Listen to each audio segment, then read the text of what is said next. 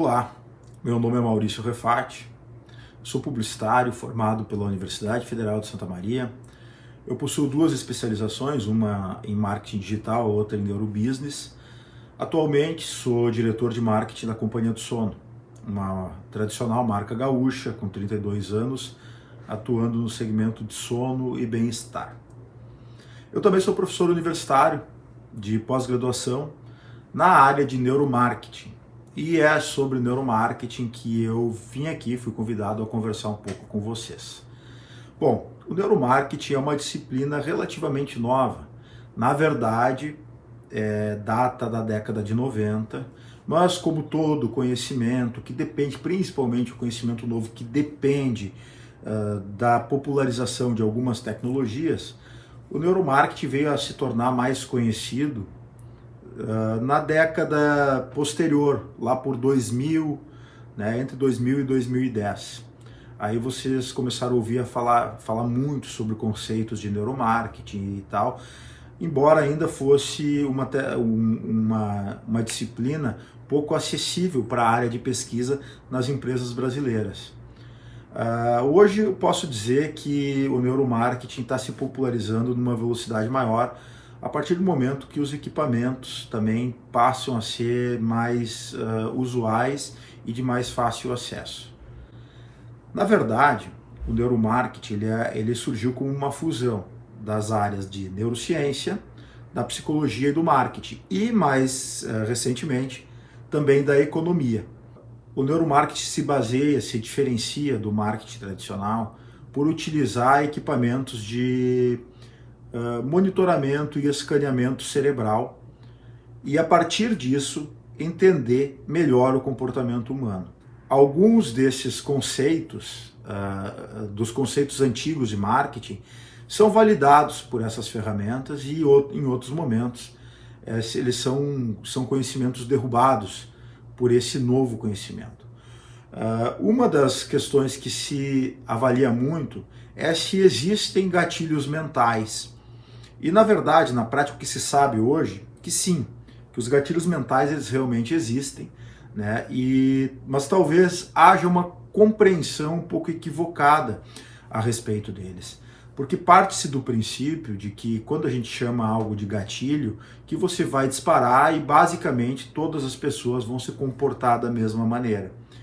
E não é bem assim que funciona. Enfim, o conceito de gatilho mental é um conceito da psicologia que envolve exatamente esse tipo de percepção, que é a percepção de que a partir do momento que um gatilho é disparado, um comportamento também é disparado, né? E esse comportamento seria um comportamento padrão. Por exemplo, diante de uma ameaça, num ambiente público, onde alguém levanta uma arma e dispara, é comum que todas as pessoas que estão ali, ou elas vão correr, né, fugir, se refugiar, ou talvez uma ou outra, vai paralisar.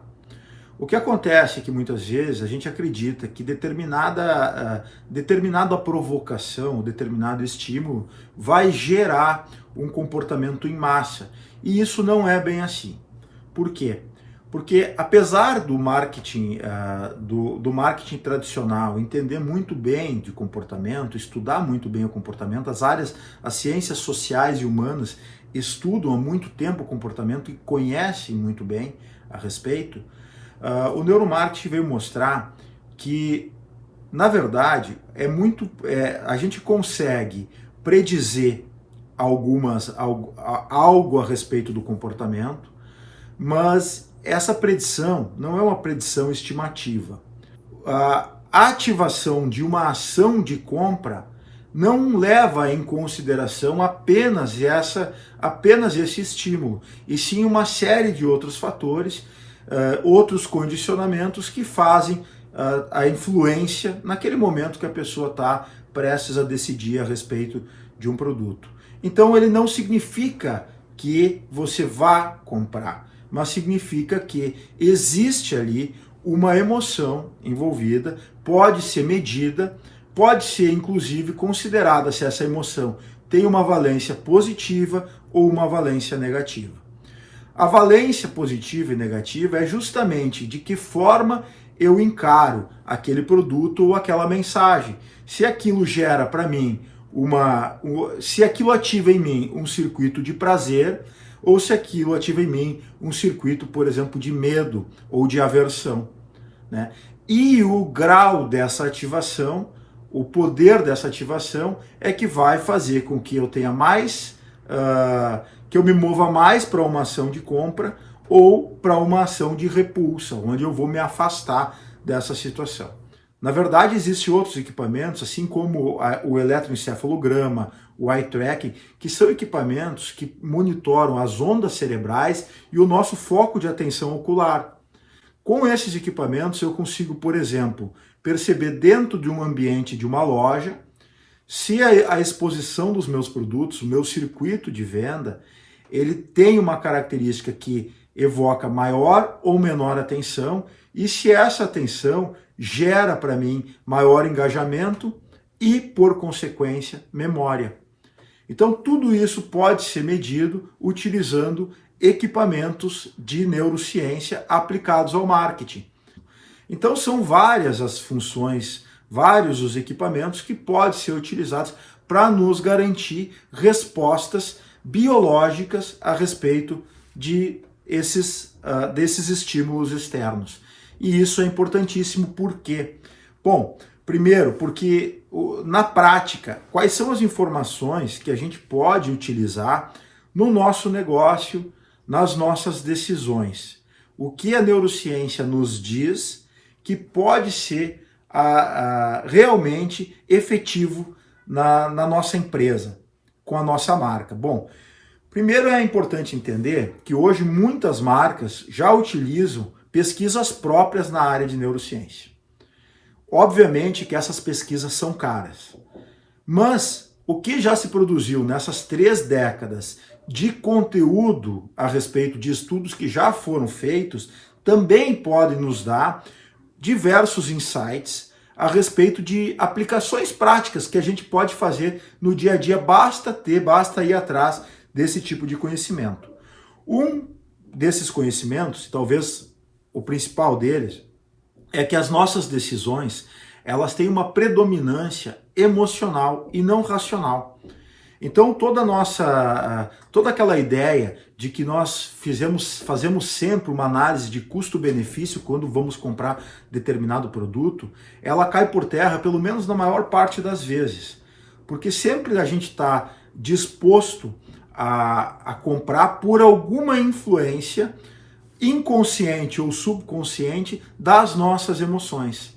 E aí tem casos, tem diversas pesquisas, principalmente na área da economia comportamental, a partir do momento que provavelmente o primeiro psicólogo que ganhou o prêmio Nobel de Economia foi o Daniel Kahneman, né? E desse prêmio originou o livro Rápido e Devagar, que entende que o cérebro tem 2 formas de pensar, uma delas é uma forma rápida para tomar decisões intuitivas e a outra é uma forma lenta de pensar para tomar decisões mais racionais. Ocorre que a forma lenta de pensar, ela também demanda um maior custo glicêmico, o custo energético, o que faz com que a gente procure sempre algumas facilidades. O nosso cérebro está programado para economizar energia, então ele procura caminhos mais rápidos, caminhos mais conhecidos, trilhas neurais já fortalecidas.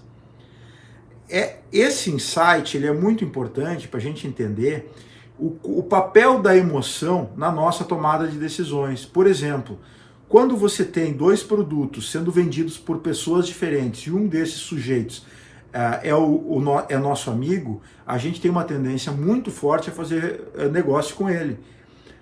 Principalmente quando os 2 valores são muito similares e até mesmo quando a gente está disposto a pagar um pouco mais pela segurança que esse amigo nos passa.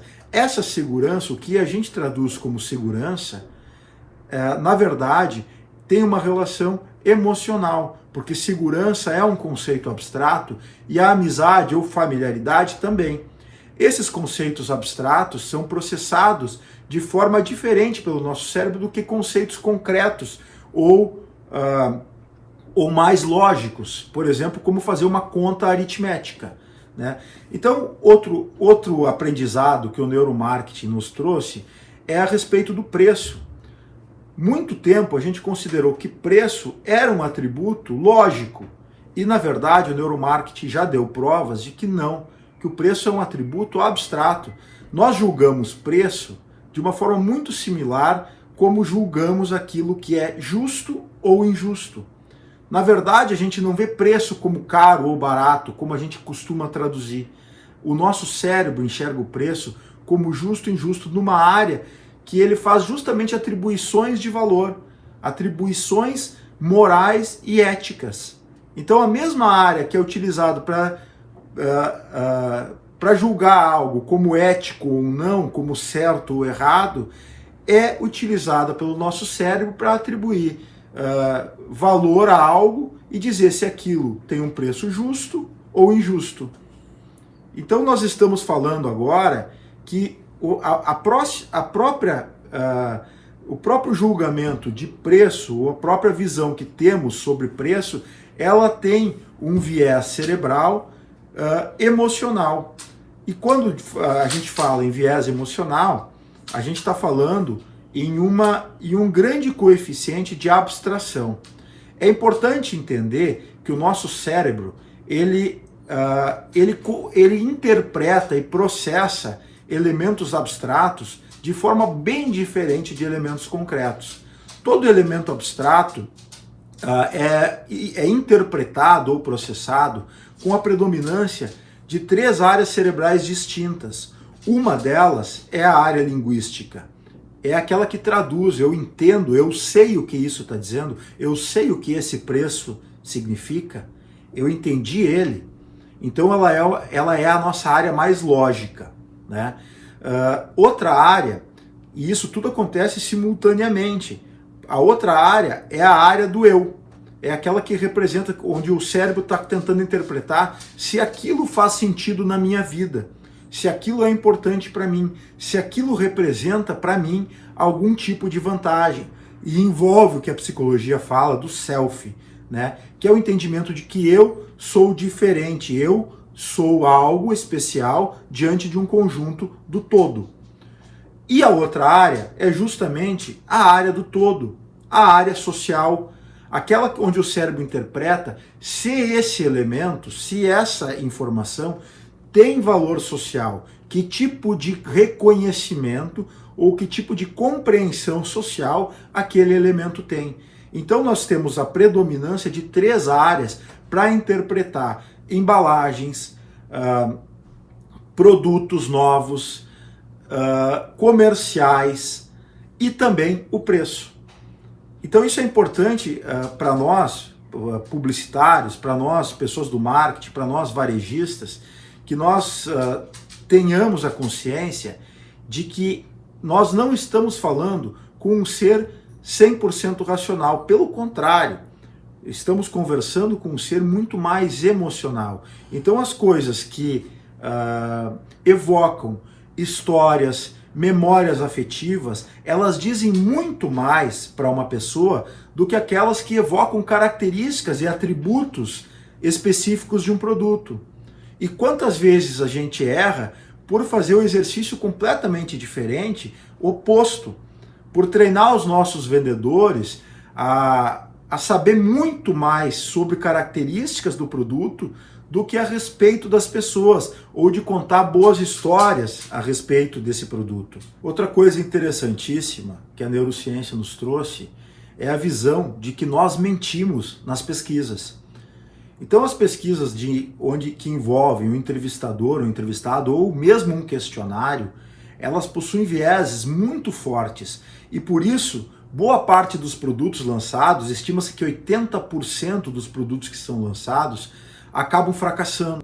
Ocorre que nós, na verdade, acabamos sendo influenciados nessas pesquisas por fatores externos, seja pelo ambiente, seja pelas pessoas ao redor, seja pela alimentação que é fornecida para nós antes de um questionário ser exposto. Por quê? Porque a alimentação acaba modulando a nossa emoção, e quando ela modula a nossa emoção, modula também o nosso humor. e nós, diante de uma situação, de um humor mais favorável, nós damos respostas mais favoráveis às pesquisas. Então tudo isso, todas essas questões influenciam nas nossas respostas e, por consequência, no lançamento de produtos. Outra questão muito interessante que a neurociência nos trouxe é a análise a respeito de métodos antigos que nós utilizávamos como únicos ou como os mais corretos.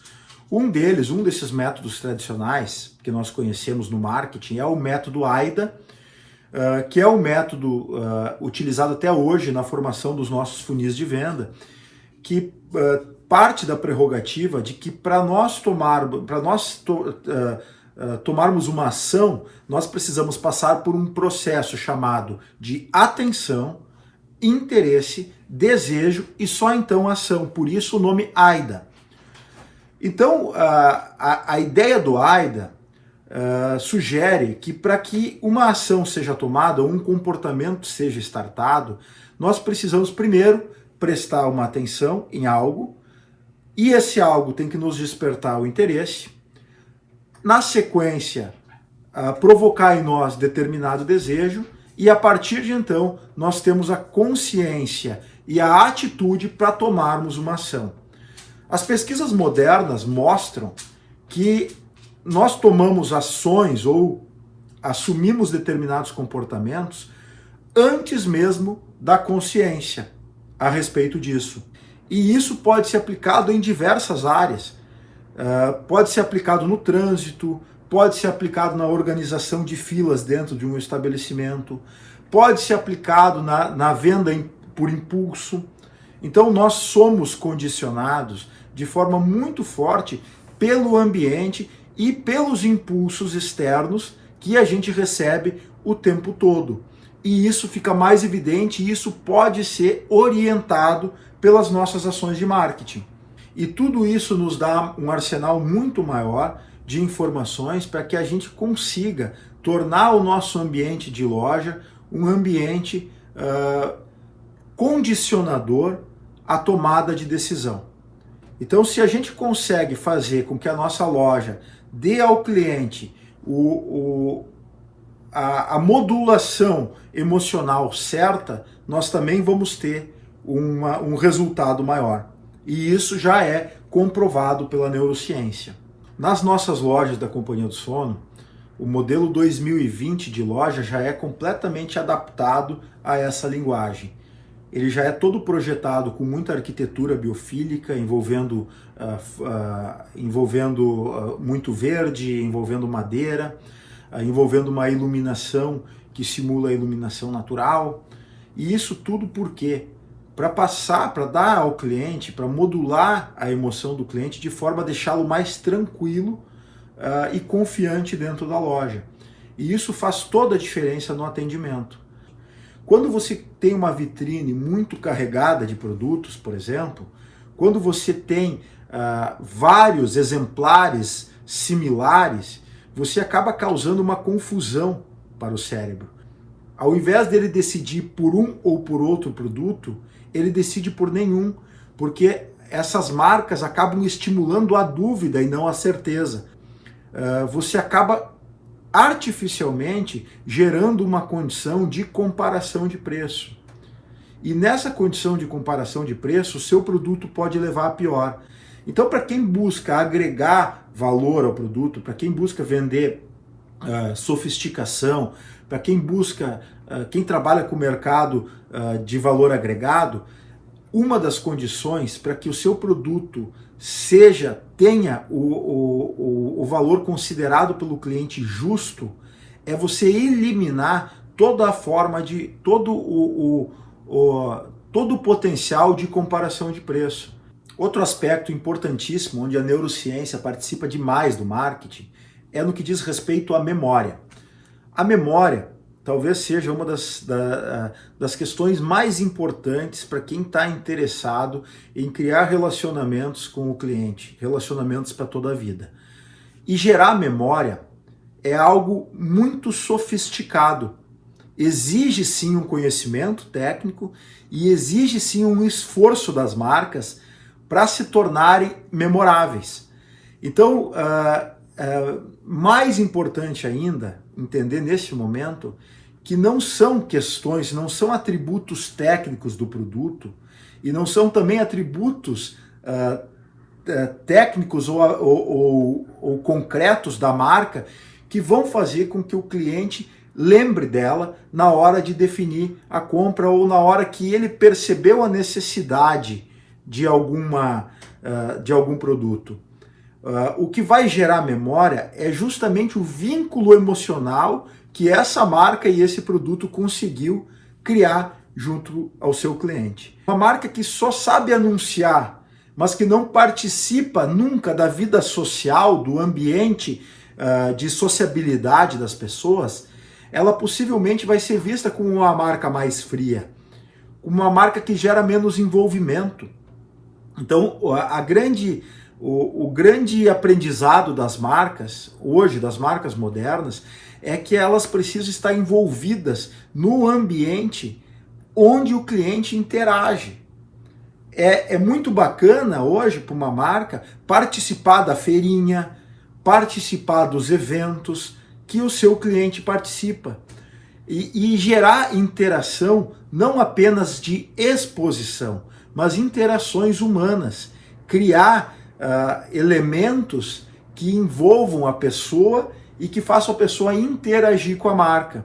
E isso é interessantíssimo, porque essas experiências são as experiências que as pessoas não esquecem. Pelo crescimento do número de pesquisas na área do neuromarketing e também pelo envolvimento de outras áreas, de outros segmentos que acabam se nutrindo dessa fonte, e também, se a gente for analisar o barateamento das tecnologias que a gente tem hoje, que a gente tem a possibilidade de adquirir, eu consideraria que o neuromarketing ele vai entrar com muita força, com muito mais força na vida das pessoas, das nossas empresas, nos próximos 3 a 5 anos, muito mais do que a gente viu até hoje. Por quê? Porque possivelmente as empresas médias e pequenas também terão condições de realizar as suas próprias pesquisas. Quando nós lançamos as atmosferas da Companhia do Sono nas novas lojas, uma das coisas que a gente utilizou foi o equipamento de eye tracking, que é o equipamento que mede a tensão ocular. E quais foram os resultados interessantes para nós. Nós criamos elementos arquitetônicos, atmosferas dentro das lojas que eram muito imponentes e muito inovadores. E o eye tracking nos apresentou um resultado interessantíssimo, porque ao medir o olhar das pessoas, ao monitorar o foco do olhar das pessoas, percebia-se que a atenção estava muito mais voltada ao ambiente inovador do que ao produto.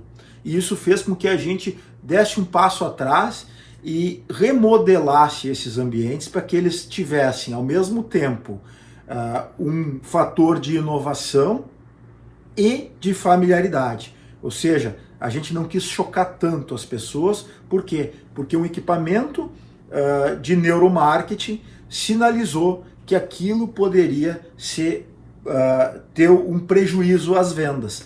Então a gente modelou o ambiente de forma a modular a emoção do cliente para aquilo que é o nosso objetivo.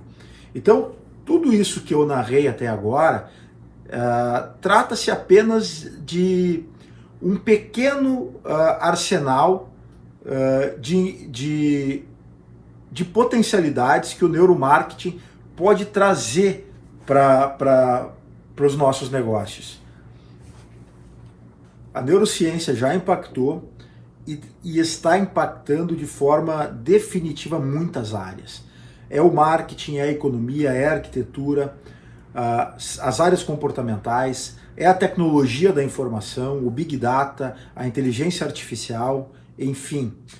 Nós estamos vivendo um momento em que os estudos de neurociência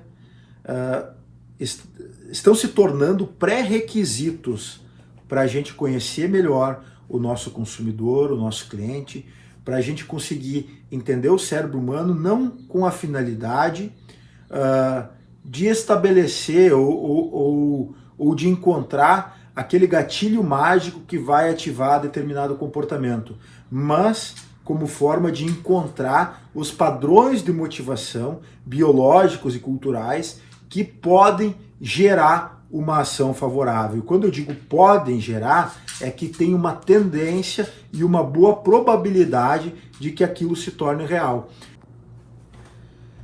Então, entender melhor sobre esse universo fascinante relacionado à mente humana e poder utilizar isso para tornar as nossas ações de marketing mais assertivas é realmente muito motivador, e eu tenho certeza que os próximos 3, 5 anos vão ser de muita força do neuromarketing dentro das nossas empresas, porque o neuromarketing ele nos ensina a comprar melhor e nos ensina a vender melhor, principalmente no momento em que nós temos que rever nossos conceitos, redescobrir os nossos negócios.